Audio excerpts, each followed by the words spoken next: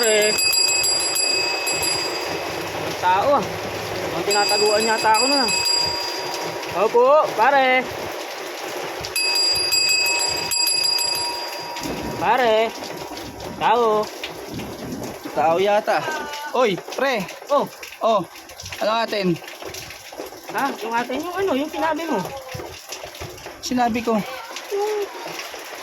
Pakinig mo. Pasensya na pre, hindi ako Ano? hindi ako nakapunta nung binyag ng anak mo eh. Hindi ka na pumunta, hindi ko binigay. Wala akong wala akong pera nun eh. Ano mo, inulan-ulan pa ako punta dito. Tapos na naman yung binyag nyo ha. Hindi ka pumunta kasi nagsasago ka. Ayaw mo ibigay yung pinangako mo. Hindi, may nilakad lang ako May nilakad lang ako nung linggo kaya hindi ako nakapunta. Yung nakaraan, sabi mo aliban, yun, may nilakad naman. Ano kaya susunod? Ingat kita nung gabi, pre. Saan ka na? Hindi nga ako nakapunta. Wala din akong wala din akong pera nun eh. Kaya hindi ako nakapunta eh. Dapat nag-chat ka. Ano mo, inulan-ulan pa ako. Pumunta ka kasi na maulan eh. Dapat nagpatila ka muna eh. Ayun nga eh. Siyempre, inasahan ko nga yung pangako mo. Ito na kami.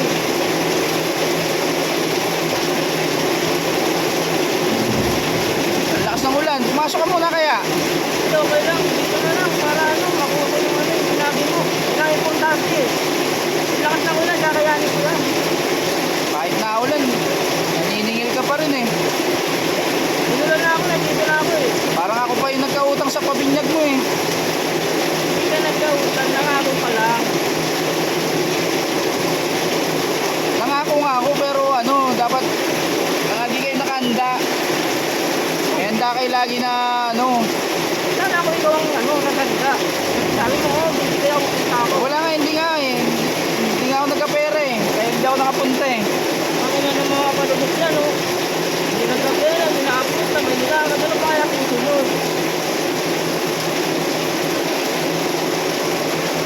Layo-layo pa ng bahay namin, inulan na ako. Paano ko uuwi niyan?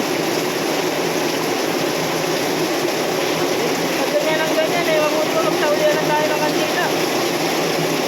Ay, hindi maganda yan pre. Wala eh, hindi rin maganda yung ginagawa mo eh. Sa ulian na lang tayo ng kantina. Akin na naman para hindi na ito umabang usapan na ito. O pare. Ano mo na yan? Wala ka eh. Dinadamay mo pa yung binyag ng anak mo. Wala eh. Di lang nakapag-abot sa inyo eh. Gusto mo magsuli na ng kandila eh. Siya, kaya kalimutan ko ng kumpare kita. Okay lang, kakalimutan na rin kita. Oo. Makuha lang naman kayong kumpare para may panggastos niya sa nyo eh. Binyag nyo eh. Basta pa nga ako. Dapat kumukuha kayo ng yung mayaman, hindi yung mahirap din. Inaasa nyo lang lagi sa eh. Sige na lang. Galing din na ito eh. Kuha-kuha kayo ng ninong tapos iasa nyo yung panghanda nyo. Kayo pa magagalit pagka hindi kayo nabigyan.